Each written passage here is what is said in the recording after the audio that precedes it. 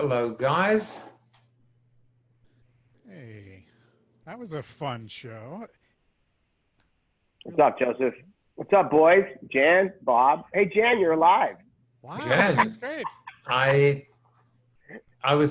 thought maybe I'd done something to upset you. Oh, muted. Oh, your mic. You're muted, Jan.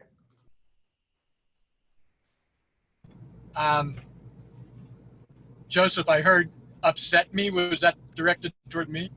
Yes, you've been AWOL. How can I not take it personally? Yeah, well, don't. It's just a matter of timing and getting used to a face, I guess. I did look at the recordings of the shows and enjoyed them, and I tried to comment on them. So I missed you too. I'm glad you're back. Here's Rob. Steve almost looks like Rob if he had a little more hair. I'm telling you now. I'm trying. I'm growing a ponytail back here. It's a good look, Steve. Yeah, it's my. Is that my a Kobe tail? Haircut. Usually, I like it like a wiffle, you know, but it's when it starts doing that wave around the ears where it's getting too long. Like that one speaker you had, Joseph. We had like the salesman. I don't know. It's funny. That's what I'm going for, Bob. You're going for funny? Yeah.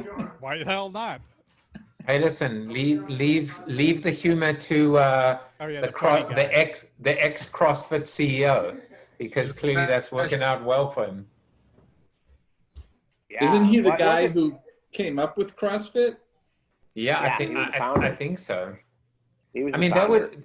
So Rob is here. We've got Joey, Jan, Bob, and Steve Garfield, and What's up, Rob? Hey, Joseph. Regulars. And I know that I wonder. I'm going to try and see if I can get where Phil McIntyre is. He's not so good with technology, but he's a good man. I can mark him while. I was going to say I can mark him while he's not here, but when he gets here. James driving. Are you pretending to drive or not? Because no, I'm on a track, and I figured that comedy is risky, so I'm on a racetrack in northern New Jersey, and I'm only looking at you when I'm on the straightaway. I'm going about 110 right now. I think they call that the I-95. But it's okay. I'm the only one on the track. What are you in right now? What's that? It's a Mini Cooper special edition. Electric, right? Yeah. All right. From the green guy. All right. So Rob, let me. The ground rules of our Zoom after show are that there are no rules, but it's an opportunity to interact with a few people that were watching you, and we record this, and then I put this up on the YouTube channel as well, and it works out nicely. I still haven't changed my settings on Zoom, so you can see all of us together. But so right now, whomever is talking, you'll see them full screen. But if anyone had a question for Rob or just some feedback, go for it, and I'll shut up for once. There's some feedback on someone's thing. I don't know exactly what's going on. Is that your mic, Joseph? I don't think so. Okay. Check. I had a. First of all, that was amazing, Rob, and I just love listening to when they're off stage and on stage. It must be the toughest job there is. Just being a speaker occasionally, not professionally like Joseph is, and Bob, but you try to incorporate humor into your talk or presentation.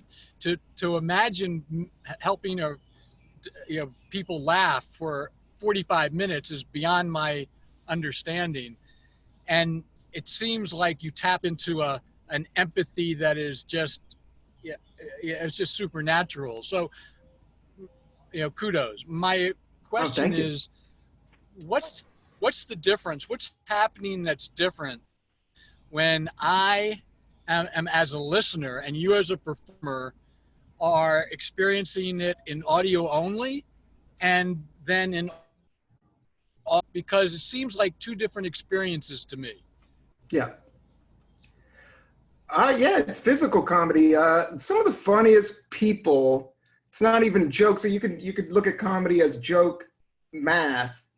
There's setup, there's punchline, Stephen Wright or Jerry Seinfeld, Mitch Hedberg, some of these classic one-liners. Rodney Dangerfield was a one-liner guy, but Rodney was good in the sense, a live performance, you could do like you're doing right now, you're looking away. You can get a laugh with a little nose, with the big eye, with the this, with the little dance, with the funky thing. All of that, the live performance, when you're using your whole, your whole machine or your whole, palette, if you're an artist. Yeah, jokes are one thing, but performance is a whole other art. Performance, there's some comics that are stronger writers, and then there's some comics that are stronger performers, and then there's some right in the middle that got the mix. But seeing it live, you're kind of getting the true essence. But sometimes, I think with podcasts, the popularity of podcasts and everybody's staring at screens so much right now, that I do see a rise in audio formats. And that's why you see like people popping on Spotify so much, people popping out on podcasts so much, because everybody's got shit to do.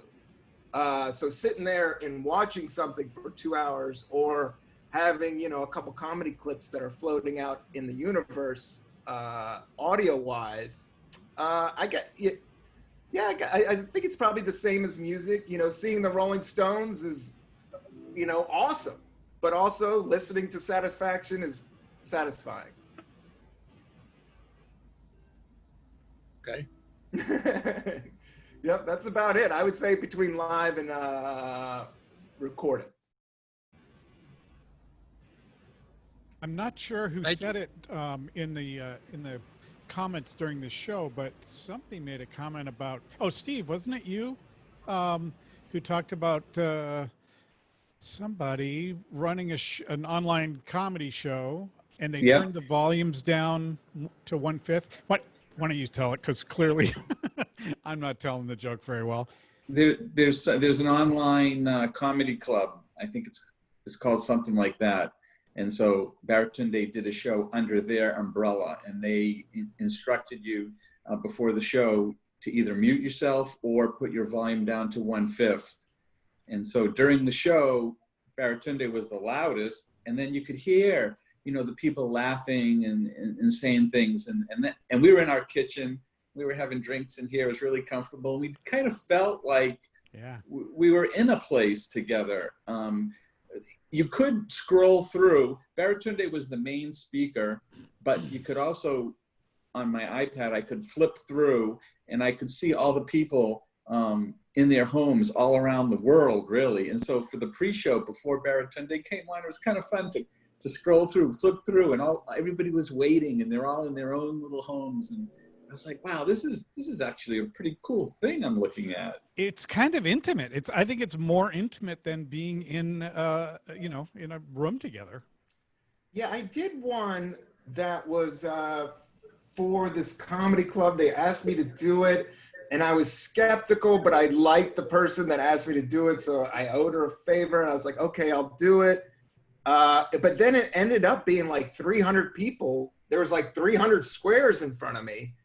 And I had fun. I kind of went for it, and I did my whole thing. And afterwards it felt kind of like the same thing. But it was definitely very interesting. But it was so popular that my Zoom broke down and I had to reboot everything.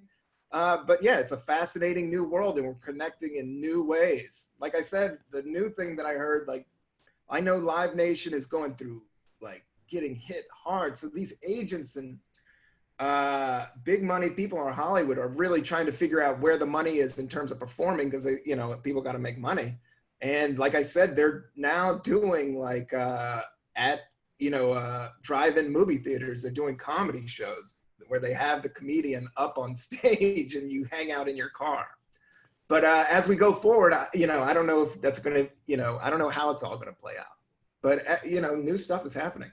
I think it's cool that you're really investigating and putting the work in behind it to make these ideas sort of work, to see if they're going to work for you. And I think the real key is doing that and being able to pivot quickly. If you go, I've tried this a bunch of times, or when you get a piece of input like, hey, if everybody turns the volume down to 1/5, like Steve was saying, it does bring another element to the experience that's not hard to do, right? It's just a turn of a dial. So it's that optimizing and tweaking the system that works best for you. I think it's really cool. So there was a guy on Joseph's show last week whose name I'm going to actually put it in the, oops, I put it under just Joseph. Let me send it to everybody. You talking about Ron Tite? Yeah. So Ron Tite was talking about the body language and other things related to being online. But one of the things that stuck out for me was that the intimacy of this experience is actually real, even though it's virtual. Our brain doesn't really understand the difference between the fact that, like, right now I'm on your screen and you're looking at me and we're having a conversation. Our brain has a hard time, apparently, really deciphering what's real and what's not. So it's allowed to develop a relationship with the person on the other side that's different than having everybody on the screen in a gallery view. So there's a lot of science behind our interactions, our virtual interactions for the next few years. And I think it's really important to explore it and try to figure out how it works in different situations for different businesses. He made a great example that would probably be instructional for comedy on video, which was if you were trying to create a neuro connection where somebody felt literally, not literally, but really neurologically felt what you were feeling, you have a better chance of that in this 3 to 4 inches from screen than you do in multiple tens of feet or hundreds of feet in an audience, a concert, to express for the squeezing of a lemon. And he took a slice of lemon and he squeezed it, and he was talking about that feeling of that lemon, and we all on the Zoom felt it. We never would have felt it in concert. Yeah, that's true. That's true. I forgot about that. And I did pucker up. I mean, I don't know about if anybody else did, but I certainly, I did. I did, and you laughed at me because I went like I had a. And I actually put that into the little Corona clip. Yeah, that's a good idea. Rob, I can send you it's been interesting. We've had 2 guests. They're both business authors and speakers, but both have their backgrounds in improv. And they've brought some of that into it. And so Ron Tite spoke about that. He also spoke about how to deal with like hecklers, passive and active hecklers. It was very interesting to think about it from that perspective. And we also had this guy, Mark Bowden, who spoke about nonverbal and body language, which was absolutely fascinating. I just wanted to add to the conversation that I think what's happening right now, and you can sense it, is 2 things. One is context, and that's the podcast. Why are podcasts doing so well right now? Because it's exactly what Rob was saying, which is people don't have, something I have to think about, which is people don't have time, as wonderful as I think I am, whatever, so narcissistic as I am, people are not going to watch me every day, except you guys, for 1 hour live and then 30 minutes in the Zoom. They just don't have the time. But the audio podcast has a role when people are jogging, gardening, commuting, or doing things. That's at the airport, you're doing laundry. Yeah, it just is a great background. Ironically, all of that is gone. I was saying, ironically, all of that is gone at the moment. But it's coming back. The other thing, and I think this is a huge one, is what you're doing, Rob, is is access. And I really, I mean, I've you know, Steve and I have known each other for a long time. This is always something we felt in the early days of social media, which is the ability, like as an author now, people can just see my email address, and I mean, my email address is in my book, but it's we never could contact an author before. We could never go to the website of a comedian and go, wait a second, there's an email address. I wonder if they'll respond. And then of course there's this thing called Twitter. And I think the smart celebrities and artists are ones that can actually figure out a way to not monetize that, but actually come good on the promise of saying, how can I, you know, that like it's part of your levels, Rob. You don't even probably, I don't even know if you realize how, you know, just in the simplicity, the beauty of it, which is the shout out on the show. People love hearing that their name mentioned by someone that they care about. It is so powerful. Yeah. Yeah. It's yeah, access is crazy. There's no way growing up you could tweet at Richard Pryor and have him tweet back at you. Right. It just wasn't a concept, you know, it wasn't even a thing. But I also, yeah, I think for society in general, like you just can't bullshit people anymore. Like it really has pulled kind of things back to the sense of being your authentic self. And so if you are your authentic self, it will come through online. That's what I see, people blowing up online that can kind of get their unique personality to work through the technology. And the technology is so flexible right now, all those little quirks can be used. You know, I don't know.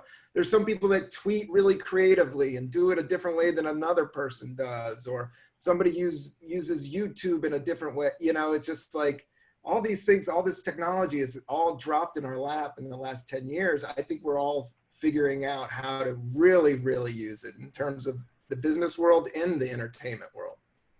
Yeah, I think it's similar. I think at every technological leap, it's similar to silent movies going to talkies, in that the spoken word wasn't just the thing, it was the tone of voice, it was the pause in that in the way that line was spoken. Did it have empathy or not? So the actor needed to act audio, not just visual. And in a great podcast, I'm attracted to the voice that that gives me a feeling that that person's really interviewing that other person and caring about that other person, not just asking a question and then looking at their notes. And you really get a sense of the difference between those people who do it and can't do it. Yeah, Well, Rob, I think you totally. Go ahead. Oh, I was just going to say, you do see that in entertainment in terms of podcasts. And the same thing you saw with reality TV taking off. People were like, why is it getting such great numbers? But it comes down to the authenticity. You know, it's when things get overproduced in overproduction. That's why I was telling Joseph about, you know, the ways I like doing podcasts, and I've done production on big things and I've done medium things and I've gotten all my artist friends together. But in order to really push it to a point, it almost takes you figuring out yourself and how to work with the technology that you have. And right now we have it, you know, that's what's so exciting. What I was just going to mention is that you said the secondary personality comes out, which I thought was really cool. And Howard Stern being one of these guys that I shared this with the guys because I talk with these guys every day, but he was on Bill Maher's show and in the first segment, so he has 8 minutes to talk. And he said to the audience, he said, hey, you guys know that no good conversation starts for at least 20 minutes. So let's just do this. Let's just make sure that I can be on the show for the rest of the hour. And then Bill's like, go fuck yourself. I don't want you on the show. And, you know, if you're going to take over my show, and they're laughing and joking. But I think what you were talking about specifically with podcasts, you know, I've listened to like Pete Holmes and those cats that really get into it for a couple hours. And, you know, he interviewed like Russell Brand, and you can see just the conversations start out because they have the sponsorships, and so it starts out a little bit slow, but then it starts to get into it. And then within 30 minutes, man, it's real. And I think that's the cool thing. And I recommend, that's I think what you said really resonated with me. And then on a business note, I reached out to a buddy of mine who works for Cannavu, which is a cannabis company here in the Bay Area. And I sent him your link in your interview. And I said, look, you guys may want to sponsor this dude. He's hilarious. He's got a background in comedy and he's, you know, accomplished, blah, blah, blah. So on that note, I think whether you get a $10,000 sponsor or not, I do think you could get a lot of sponsors individually for your show, because it's small budgets for these guys. These cannabis companies are huge, and a lot of them are financed by private equity. So it's not even that they're little tiny mom and pops anymore. These are big companies, and you have a really good track record. So I don't exactly know what the sponsorships would be, but he already pinged me back so that I'm going to introduce him to Joe. So. Oh, thank you, Joseph. Thank you. Yeah, that's exactly. Yeah, I would love to do individual sponsorship. And like the cannabis industry has exploded so much that there's a lot of snake oil. There's a lot of quick, rich schemes out there. But there is. I've been around long enough that I could see who's legit and who's not. But yeah, the potential is there for small sponsorships in case, you know, maybe it's a coffee company, maybe it's a cannabis company. That was kind of the idea of trying to keep it simple. These are two things. This is something in the case the conversation drags, we could just talk about coffee, and everybody likes coffee, or we can talk about cannabis, and most comedians I know enjoy it. But yeah, the secondary self, you're exactly right. And I think even looking, not to go political, but even Trump, like the reason he's winning is because he's not playing the first personality. He's playing the second personality. He's playing the personality when you shut the door and you talk to your three closest friends.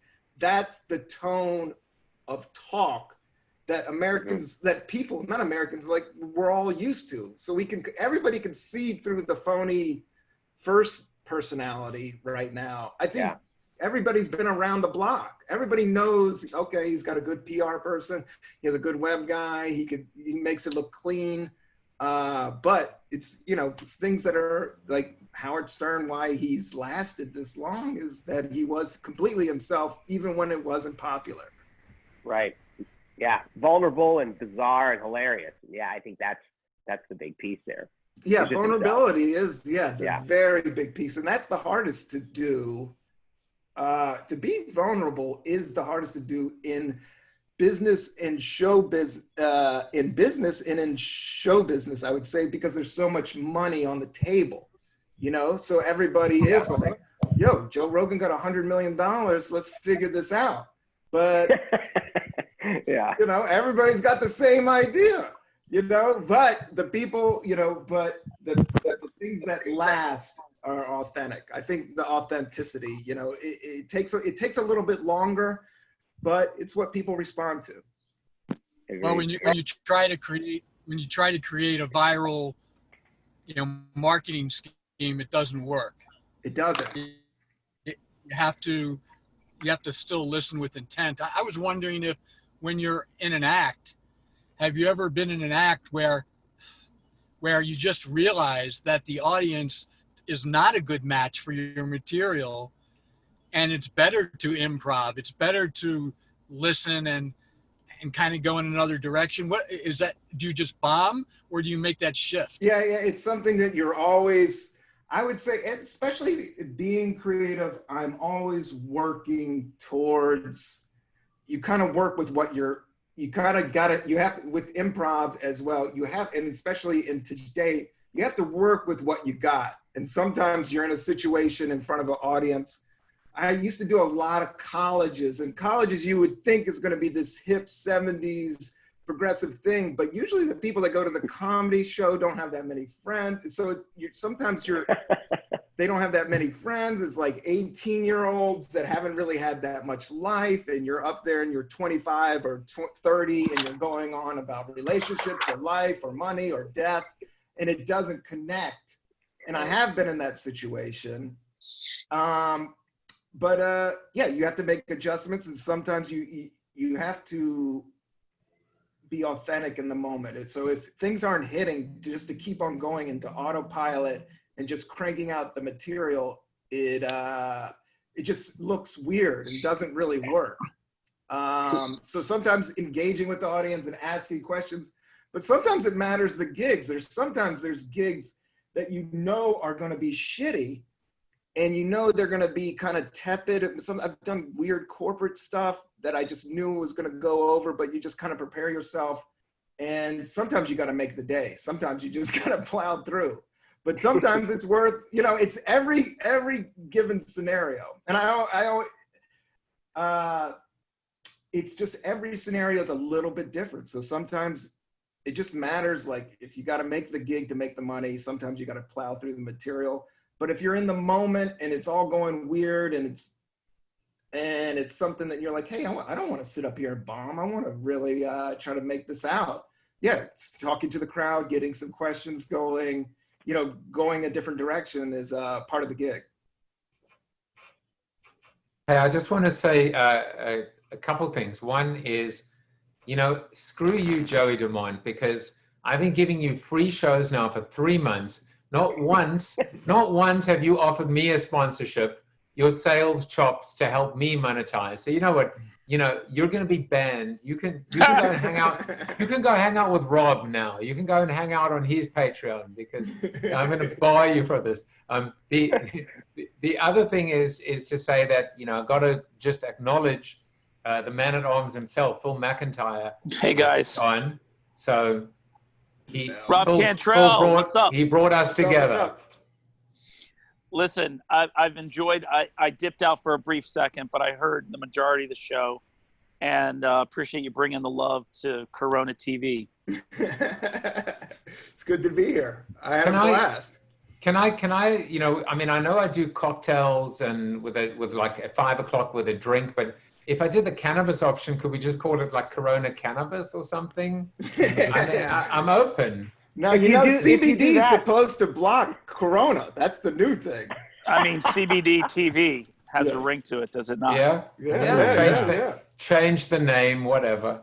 Change the name. And then I can get you sponsors, Joseph. As a pothead extraordinaire, I have a lot of knowledge in this area, so I can definitely help you with the sponsorship. And from the Bay Area, RC. Yes, sir. Yeah, RC on CBD TV. I mean, hilarious that some guys hijacked your identity, and he's like a bad dude. Yes, we got to address that. No, it's actually it's crazy because first of all, it's Cantrell with an A, but this image that went viral, everyone said it was him, but it actually isn't him. It's some other. That's what Rob was saying. It's someone. It's so insane. The whole thing's completely There's a whole insane. show on people in the age of SEO and the internet and social media. We all have doppelgangers out there in name and in practice. And how do you protect your identity? Forget about financial identity theft. How about just like brand identity theft? Yeah, you just have to make a lot of noise. I should make little. The other thing is I just didn't want to bring attention to him, and then I'm giving him more heat. So I think that I need just to get more famous. Is just the gig is what and I think he'll die down. Hopefully, everything will die down. Well, with all that crap. I actually tell you. I mean, I'm when I had a job. Actually, the last job I had was 2002. But if you go back to digital and SEO, one thing you can do, and I'm not like one of those SEO gurus, but one of the things you can do is when you're tagging your posts, like on YouTube, whatever the case may be, make sure you're tagging Cantrell with an E and Cantrell with an A. That's one way.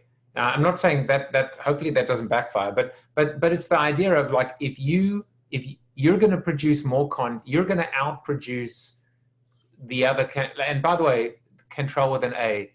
We're just talking about a type of person right now. It's just an example. Please don't come after me.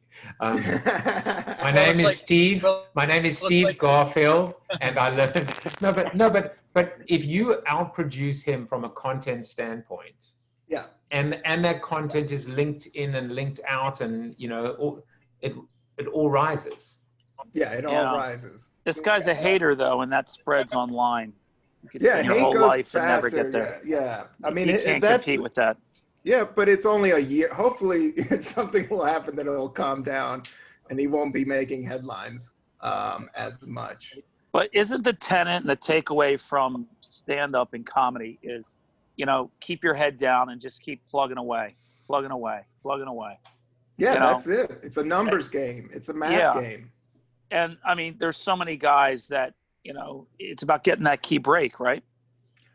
Yeah, key break and just relationships over the years. You know, I've had some pretty big breaks and you need those, but like just being yourself, and people, once your name gets brought up, people are like, can give you a head nod like, oh yeah, he's awesome to work with. You know, that's the reputation you want. And that's the reputation I've built in New York that it's taken 10 years. New York's very, it's competitive, it's hardcore. Everybody's here. LA's a whole other movie industry, but the New York comedy scene is a little bit more tight and smaller, that your name does get around. So you kind of just, you want to keep your head down. You want to work hard. You want to show up. You want to kill. You want to be nice. But it also, it's a long game. It gets really frustrating. You know, 10, 15 years in, you're going to have some dips and you're going to have some hard months that you're going to question everything. I mean, But Tracy if you Morgan's love not a doing bad star to hook your hitch on. Yeah, exactly. Tracy's been good to me. Tracy's, yeah, he's just one of those guys that I developed a relationship with him even before 30 Rock. So he had me open for him and we got along, but he was wild, not bad wild, but he was a major motion picture comedy rock star, millionaire rock star even before 30 Rock. And then he got 30 Rock and that show took off and I hadn't seen him. And then he got in his accident and I remember praying for him. I remember, because I knew all the guys in the truck. I knew the guy that he died, that died with him. Wow. So I knew everybody. And then Tracy got his new television show for Monkey Paw Production, which is Jordan Peele's production company. And then my good friend was writing for him and they were filming right down the street. And he was like, Rob, come on through, just come out and hang out on the set for the day. And I came through and I hadn't seen Tracy in 2 or 3 years since the accident. And I was like 10 feet away and he turns around and goes, yo, Rob, I love you, man. Come here. And he just gives me a big hug. That's a pretty good impression. Yeah, yo, Rob, what's up, man? What you doing?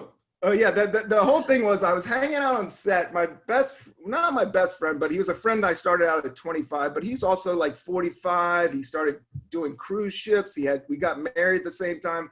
We had both had kids at the same time, and he was a contact that I kept over 15 years that I always checked in on. And then he was the guy that invited me to the set. And I didn't think anything would come of it. They were just filming down at the street. And then I was hanging out. And he's like, yo, Rob, come out to this comedy club and open for me. And I was like, you know what you need to do, Cantrell? Wait a second, but let me finish the story, Bill. Yeah, and I was like, drop it. I got sets tonight, Tracy. Yo, I got work tonight. He goes, how much you making? I was like, I'm making $75 at this set. He goes, fuck that. I'll give you $400 just to hang out with me tonight. Yeah. So I called up like 3 comedy clubs, canceled everything, and then went out to the comedy. And the idea was to write for him, but he's all over the map. And he had like one of the top writers that's working on a script for him right now, working with him. But then he had me open for him. Then, yeah, that's just how it happened. But before I cut you off, Phil, what were you going to say? No, I'm just saying, we know you've been to his place in Jersey. We've all seen it on Comedian in Cars getting coffee. He's got, Michael Jackson's gloves under glass, right? Yes. You got to compete with him and go get some like C-level actors underpants under glass, until you make it and you can, move to Alpine, New Jersey and have a McMansion. Jacko having Elephant Man bones. Yeah, I gotta get like LaToya's shoe or something over something in one really like apartment in Park and Slope. Just start collecting really bizarre, like boxer random shorts. shit and make it part of your persona ephemera. I like it. Get some more memorabilia. I would like to summarize. I was just going to say, I need to summarize the lessons that I've learned. It involves LaToya's shoe, monkey bones, and and you know what? You actually said something that I was nodding vociferously, Rob. It's something that I've learned through my career as well. Be easy to work with. And you know what? I wasn't always easy to work with. For example, I'll just say this. For example, they'd say, "Can we get your presentation?" I'd be like, no, you can't. I'm going to present off my laptop. And, you know, because I didn't want them stealing, you know, stealing my slides. And that's what happens when you have that false sense of self-importance. And I gave a keynote in Mexico in front of 1,400 people, and my computer crashed. And I mean, that was karma. And so there's been a lot of learning on my part as well, which is they want the deck, give them the deck. You know, you can ask them and say, well, please, you know, if you don't mind, don't share it internally, but just be easy to work with. And another tip that I learned, which I happily will share, is like when you land in the city where you're doing the gig, first thing you do, you call up, you know, the booker, or you call up the agent, or you call up whomever, and you just say, hey, I landed safe and sound. See you at the tech check. And by the way, can I bring you a cup of coffee or something? Like they're like little things that make a huge difference. So I just wanted to echo that point because it really resonated. Guys, I have a call. You know, this is what happens, you know, in real life. Showbiz. Showbiz. You know, I wish, but this is showbiz. I mean, look behind me. Wait, look behind me. But Show friends. yeah, I just wanted to thank you, Rob, and thank you, Phil, for recommending Rob and the rest of you guys. Absolutely. This was amazing. There were so many nuggets in there. I kept on like writing, like, you know, I kept on writing, like, go back to 28 minutes, go back to 45 minutes, and it was too much, so I just gave up. I mean, that was the B2B Rob. You got to go listen to his act. He's super funny. I've watched some of it. I love it. Yeah, you can stream out my albums on Spotify, and it's called Pure Uncut Joy. And yeah, it was recorded in 2018. So that's my latest piece of stand-up material. Then I have a music album that's coming out in a few months, hopefully, that I'm working on, and then I'm touring. I did, dates are starting to come in. It's weird, but really, I think America's starting to open up a little bit. Good luck, man. Thanks for coming. Oh, Rob, right, thank guys. you so much, and I'll be in touch with a few things. Perfect. I had a blast. Thank you, Phil. Rob, thank you, Phil. Cheers, boys. Thanks, See you Rob. guys. Great Yep. Thank Thanks, you. everybody. Bye. Peace, love. Absolutely.